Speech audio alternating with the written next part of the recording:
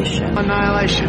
Annihilation. Annihilation. Annihilation. Annihilation. Annihilation! 1 minute at a time. Before the Roman came to Rye, or out to Severn strode, the rolling English drunkard made the rolling English road. A reeling road, a rolling road that rambles round the shire, and after him the parson ran, the sexton and the squire. A merry road, a mazy road, and such as we did tread, the night we went to Birmingham by way of Beachy Head. I knew no harm of Bonaparte, and plenty of the squire, and for to fight the Frenchmen I did not much desire. But I did bash their bayonets because they came arrayed, to straighten out the crooked road an English drunkard made. For you and I went down the lane with ale mugs in our hands, the night we went to Glastonbury by way of Goodwin Sands. His sins they were forgiven him, a wide of flowers run behind him, and the hedges all strengthening in the sun. The wild thing went from left to right and knew not which was which, but the wild rose was above him when they found him in the ditch. God pardon us, nor harden us, we did not see so clear the night we went to Bannockburn by way of Brighton Pier. My friends, we will not go again, or ape an ancient rage, or stretch the folly of our youth to be the shame of age, but walk with clearer eyes and ears this path that wandereth, and see undrugged in evening light the decent inn of death. For there is good news yet to hear, and fine things to be seen, before we go to paradise by way of Kensal Green. G.K. Chesterton, The Rolling English Road.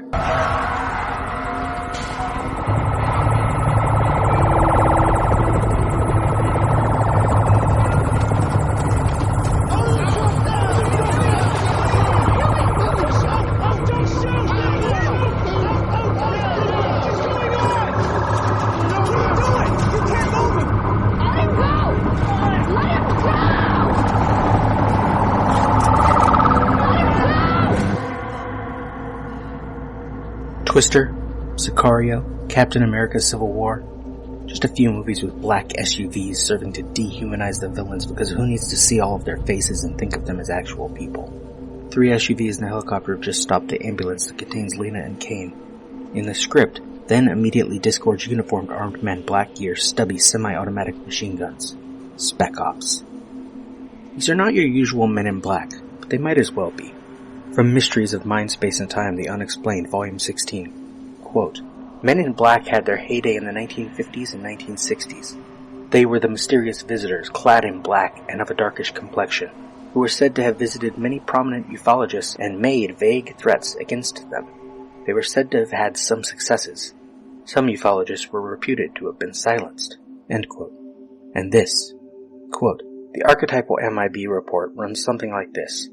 Shortly after a UFO sighting, the subject, he may be a witness, he may be an investigator on the case, receives a visit.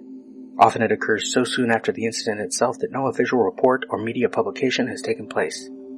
In short, the visitors should not, by any normal channels, have gained access to the information they clearly possess. Names, addresses, details of the incident, and about the people involved. The victim is nearly always alone at the time of the visit, usually in his own home. His visitors, usually 3 in number, arrive in a large black car. End quote. Here in Annihilation, Lena has not reported Kane's arrival, though she may have called for an ambulance. Still, the response time of the 3 SUVs and the helicopter suggests that Lena was being watched. In previous episodes, I read excerpts from the novel in which the biologist has more time with her returned husband before she calls the emergency number. The Men in Black connection is an interesting one here because in the film, the Shimmer has not been around very long. In the film, Minute 17, Ventress says it started around 3 years ago. In the script, it has been 13 years. In the novel, it has been 30.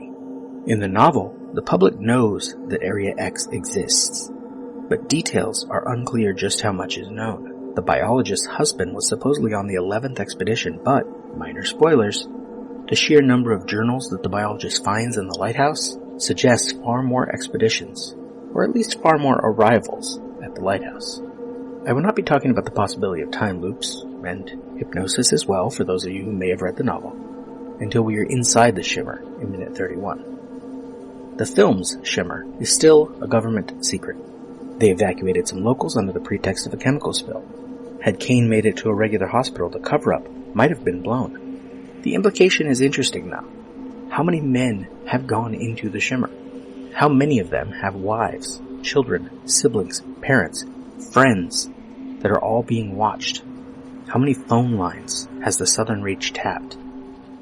The possibility that this is not Florida, mention of Florida does not survive the transition from script to screen, will be more important later, minute 17, when Ventress tells Lena where they are.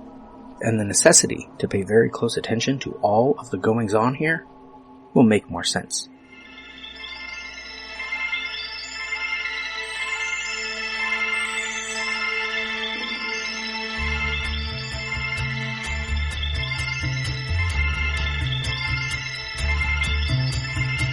Whose song is that remembered at random serpentine through fatty coils emerging? Some other thought is thinking this light shines above the houses on the ground. This illumination visited upon the whole land. Unmarked helicopters hovering.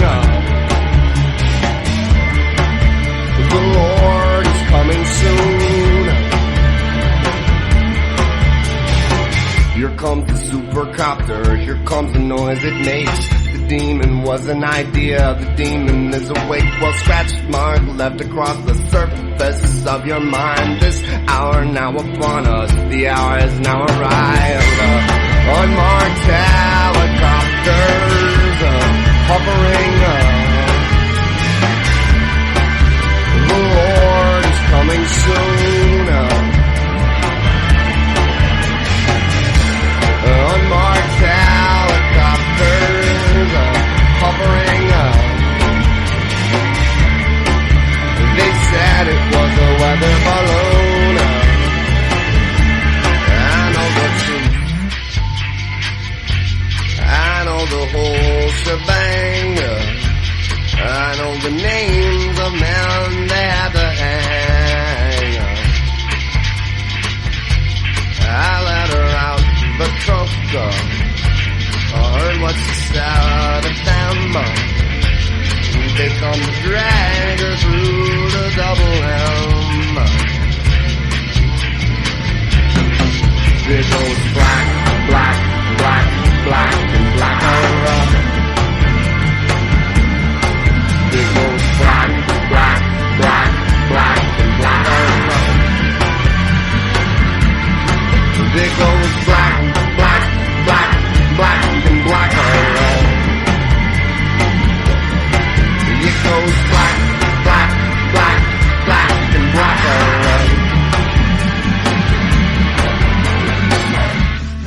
Unmarked helicopters hovering. The Lord is coming soon. Unmarked helicopters hovering. They said it was a weather balloon. It was a weather balloon. It was a weather balloon. It was a weather balloon. It was a weather balloon. It was a weather balloon. The presence of what TV Tropes calls Van in Black means someone wants to keep knowledge of Kane's return, or his condition, from getting out. These men are not pale and strange, they do not wear suits. Rather, as the script refers to them as spec cops, they are military, armored and armed, though they do not actually make much use of weapons here. This minute begins as the ambulance comes to a stop. One SUV in front of it, two behind it. Second two, we are behind the vehicles and the camera tracks closer. Empty highway, city skyline off to the right. This was filmed on Allison's Road, Aldershot, UK, on the night of 27th May into the morning of the 28th, 2016. As noted last minute, this is a designated Ministry of Defense road and there is no Google Earth Street View, so I'm not entirely sure what the buildings visible in the distance are. Weird detail? There seem to be a couple cars approaching in the opposite direction on the other side of the highway. What are they thinking, seeing this ambulance get surrounded by government vehicles on this otherwise empty stretch of road? Second four, we are in front of the stopped vehicles now. The helicopter is behind them, despite the angle of the lighting when we first knew something was outside. Uniformed men exit the vehicles and approach the rear of the ambulance. Second 6, we are right behind a few of them behind the ambulance. While one soldier off to the left has his rifle out and another one has one strapped to his back, they don't seem to be approaching weapons hot, ready to fire. The script tells us the Spec Ops soldiers pull open the rear doors of the ambulance, which looks to have Maryland plates, by the way. This will matter later. Second 9, we are inside the ambulance as the doors open. It is hard to tell who is supposed to be talking, and we do not know these men anyway, but someone specifically says, "Don't shoot." It might just be the paramedic. Men force Lena out of the ambulance. One climbs inside and points his rifle at the paramedic. In the script it says they drag Lena out, and the paramedic. In the foreground, the helicopter lands in the road, obscuring our vision and deafening us. This does not happen in the film, though. Lena, screaming, "What are you doing?" The camera angles back into the ambulance rather than following Lena. Paramedic, what is going on? Men start pulling Kane's stretcher out of the ambulance. Paramedic continued, "What are you doing?" Angle on Kane, chin covered in blood, his stretcher rolling past camera to the left. Kane begins to seize again. Paramedic continued, "You can't move him." Second 20, angle on Lena, 2 men pulling her away. Lena, "Let him go! Let him go!" Angle on Kane. One of the men unhooks the straps holding him on the stretcher. Cut to Lena fighting as 2 of the Spec Ops try to hold her. Lena, "Let him go." The script includes a shot of the paramedic and driver being dragged out of view. One man holds Lena, while second 27, another stabs something into Lena's neck. The script tells us it is a one-hit disposable syringe. The fight bleeds out of Lena, then consciousness. Sound and light fade as the sedative takes over. The script says, black screen. Caption. Part 1, The Southern Reach. Cut to, interior Southern Reach facility / interview room. But the film for a change is less neat than the script. The screen fades with Lena, is almost completely black, second 33. Then there's an odd cut back to Kane, his eyes rolled back, his body still seizing. His eyes focus, but he cannot seem to catch his breath. Second 39, smash cut to black screen. Caption. Area X. The film makes less of the Southern Reach name than the novel, of course, and it differentiates Area X, seemingly, as the encampment outside of the Shimmer, while in the novel, Area X is the alien-affected landscape, and while its edge is described as shimmering at one point, that label, the Shimmer, is unique to the film. The script offers a view of door set into a concrete wall in an otherwise featureless and windowless room. Silence except the sound of breathing. Reveal Lena. She is sat on a chair on one side of a table. She wears the same clothes we last saw her in. But time has passed. Several hours at least. The blood of her husband is now dried black. Stiffened on the material of her shirt and trousers, rusted and flaking on her hands. She is trembling. Beats pass. Then the door unlocks, startling Lena. In the film, we instead cut to Lena, second 43, in orange jumpsuit, lying in a bed in what seems to be the same room from the opening scene of the film. That same metal section of wall with a sink is to the right. But this bed sticks out far enough it would have been visible if this were that room, and it had not been moved by then. 2 water glasses sit on the bedside table, left of the bed, wrapped in plastic like this is a hotel and not a secret government facility. Lena wakes and turns her head awkwardly, curling more into herself.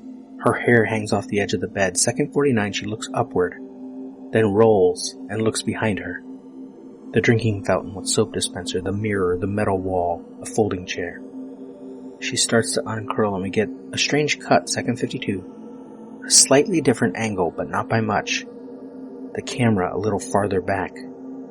More of the wall to the left visible. Lena swings her feet over the right edge of the bed and sits up slowly, supporting herself with her arms. Second 56. One foot reaches the floor, then the other. Lena seems unsteady on her feet and does not take her weight off the bed just yet, as time runs out for this minute.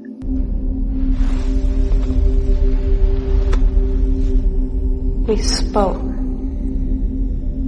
What was it we said?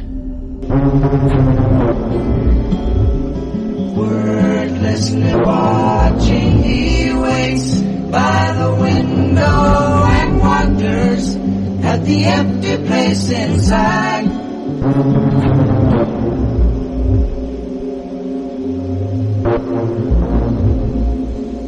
Life's no ordeal if you come to terms.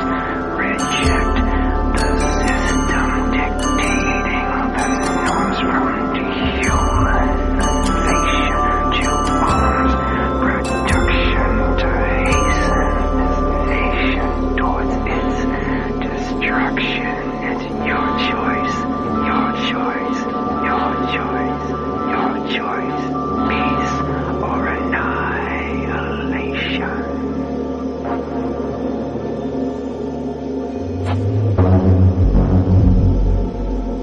Annihilation is all we are.